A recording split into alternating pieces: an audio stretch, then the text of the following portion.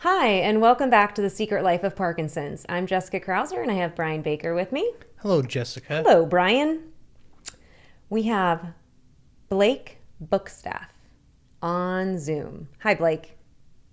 Hi, Jessica. Hi. Brian. So, Blake is with us today because he just wrote a book this year. Blake wrote the I Have Young-onset Parkinson's Disease. Is that the right name of the title, right? I Have Young-onset?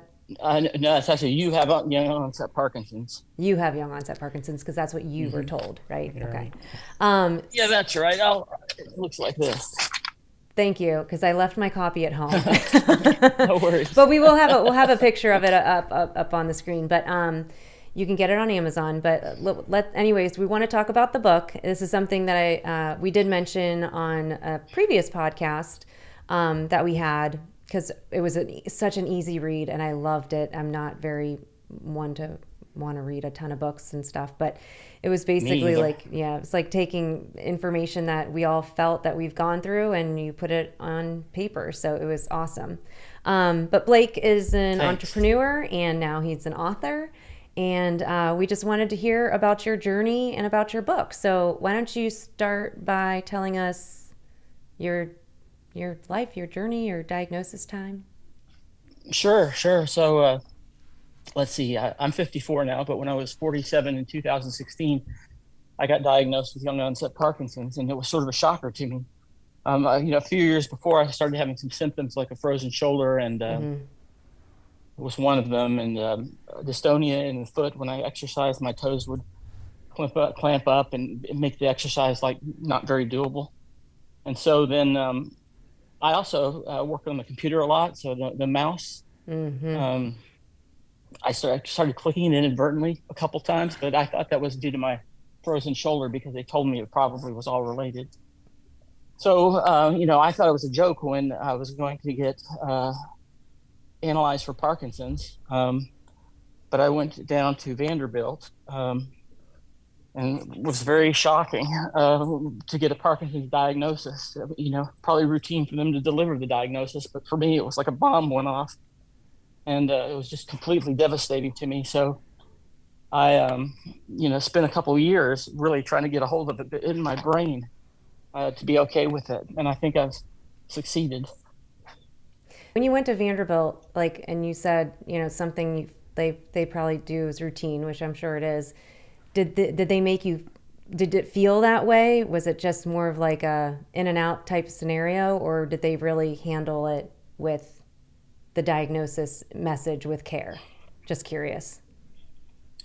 Well, it was sort of bizarre. My wife Jennifer and I went in there and went through a battery of tests, and then it really wasn't announced. I mean, she said, the doctor said, well, we're going to try a few things, a couple pills, and she just goes right into the what we're going to do going forward. And she hadn't really said that I had it. And then I said, well, are you saying I have Parkinson's? And she said, yes. And so that's when I just broke down. Oh, Really? yeah. Did you get that? And we And just talked to somebody a little while ago about that sense of relief of at least I know what it is now, or was it just oh crap? I have no, no Parkinson's. relief at all. It was total, complete devastation because I thought I was totally healthy. And my symptoms, although, but weren't really bothering me that bad. Mm-hmm. Um, so yeah, it was total devastation. And then they made it seem like I was lucky if it is Parkinson's Yeah. because they were like, well, we're going to try these medications, and if for some reason we can't get it under control, then could be worse. You might have something we can't treat. So was your view of Parkinson's back then and like what you knew about it, what you were educated on, different now? Like, I'm assuming you learned a lot as the process, as the journey has gone on. So is it just what you thought Parkinson's was going to be, why you were so devastated, or? Well, you're healthy one minute, and then you get this disease that sounds like a death sentence. Uh-huh. And what I knew of Parkinson's was older people got it, and there was a lot of I associated it with shaking uncontrollably, like I'm doing now with my dyskinesia. sorry, my medicines are kicking in, so I jump around a little for while that's happening. But anyway, all I remember seeing really on the TV about Parkinson's was Michael J. Fox at those hearings way back when he was trying to get more funding for Parkinson's, and or maybe it was stem cell use. I can't remember, but that's all I knew of it. Yeah. And so when I got the diagnosis, I mean, I was just, how can that even be? It's got to be a mistake. Yeah. I mean, how do you at 46 end up with that? You know? Now that you know more about it and you're educated on it and you've been living with it, how do you feel? Like, how would you want to, well, I know it's in your book, but what is it that you would want to tell people who are newly diagnosed? That it's not a death sentence, and that there's still plenty of good years left, and you can live your life fairly normally. Um, one thing that helps somebody in my office, because sometimes I have these dyskinesias. I might be doing brain surgery here at some point in the future, but the he says that when I'm moving like this, it looks like I'm feeling terrible, but that's actually when I'm feeling the best, because my medicines are really amping up, and so that really helped him. But all of that to say, I don't. I think people just need to know everything is going to be all right. Yeah. There's a lot of treatments and different things that you can do. I mean, you two are proof of it. And a lot of people live successful lives with Parkinson's. It's not a death sentence. And so, when I got diagnosed, I immediately wanted to try to get a support group. But the support groups are all in like senior centers, older people, and at different times of their life. And, that's no slam on older people by any means, but I think a person in our age group that wants to get, that's in their 40s, 50s, they want to see, people hiking and living their lives ordinarily. Yeah. And so, that's what I find. What I found what was missing was a lot of material. There was some, handouts and things on young-onset Parkinson's disease, but at the time, and really to this day, there's nobody really telling that story. I mean, there's a, so I wanted to get my story out there and show that you can be very optimistic and have it. And, I work full time and do a lot of other things just on the side and still ski. And so, you can have a full life. So tell us about your book. How did that all come to be, and how long did it take you to do? It took 3 years to do because I didn't really make it a priority, and worked on it off and on. And I started journaling my thoughts for as I do I've always journaled things like ideas that I had, and also I was journalizing this about I was trying to figure out what my problem with having once I accepted that I had it, I still was devastated by it, and I couldn't get past it. So I started writing things down just so that I could reference how I was feeling. And at one point I said maybe I should write a book, so I went back and looked at all those terms and those things I wrote down, and decided to assemble it into a book. And the more it was actually titled something else originally. And I had some help with the book, and we came up with the title and thought that, if somebody gets newly diagnosed, or if they've been diagnosed a few years and they're younger, this is a good resource to tell them, that things that they can do and give them some hope and encouragement. And I've been hearing from a couple readers that they resonate with it and it helped them. So that's awesome. My whole goal in writing the book. Oh, go ahead. Sorry. I was going to say, I've heard from readers, our age and older. So I gave it to a lot of people at the gym that we belong to, and a lot of them are over the age of 60, 65. So they're not considered young onset, but the book resonated with them as well. So it definitely can reach a pretty wide audience, because even though we go through things a little differently than the older age group of Parkinson's, it's still pretty much the same, I'd say, journey, like mentally and and physically. But I've heard very, very positive things. I know you said you got a couple positive notes. Can you share any specifics of what people are saying about it? Yeah, sure I can. And to your point about the age group, it's because of you and I was talking offline that I'm starting to, in the advertising of the book on Amazon and other places, I'm trying to put a line in there that it's really, anybody at any age that gets diagnosed can get some benefit out of it, because I think you're right. I mean, we were trying to target a segment that was very underserved. There might be another one book. There's one other book, maybe two. But a lot of it, as you pointed out, it can be applicable to anybody with Parkinson's, getting the disease. But so, yeah, somebody, this is the second one I received. I received it a few weeks ago. He says, "Hi, Blake, let me start by saying thank you so much for writing your book. It was so relevant and hit so close to home in so many ways that it actually brought me to tears, because I realized I wasn't alone in many of my thoughts and emotions. I want you to know that your efforts and courage in writing this book have had a big impact on at least one person, and I'm sure many others." And it goes on and on and on. That's but awesome. He was he's 55, and so he's had it for a few years. And that's really, that was the goal of the book. I had, for the first interesting thing that happened was my mom read it early on, and it was like, I didn't know all this stuff. It was very helpful to her. Yeah. And so that was good, because that was worth writing the book just for that alone.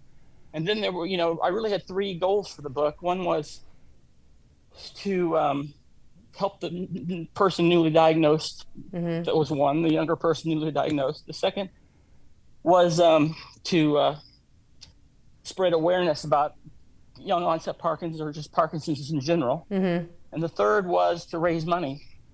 But then I quickly realized that the last two really, I'm really after the first one. If it just helps, just one I got that just read you. I mean, if that's all that helps, more power to it. I mean, I think then it's done its job.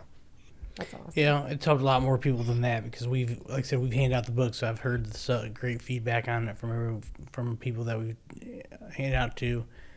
People were asking to take it if they could have it last weekend when we were up in Akron for the Cleveland Clinic. So yeah, so it's definitely it's going to make its way around, because now we're going to include it in our Parkinson's patient kit, which people can order the kit for free, and the book will be included in there.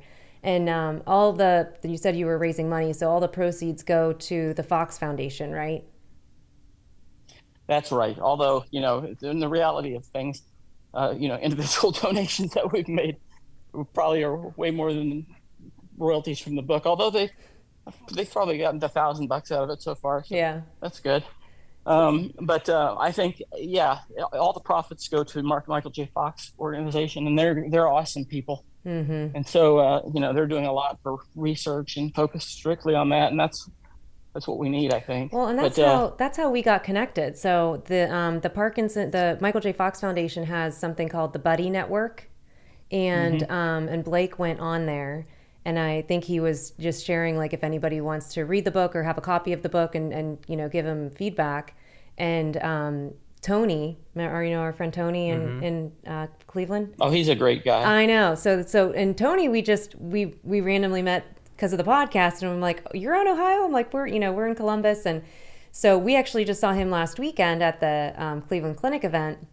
But our Parkinson's community, it's like, small but mighty. But so Tony actually gave Blake, I think, rave reviews on his book.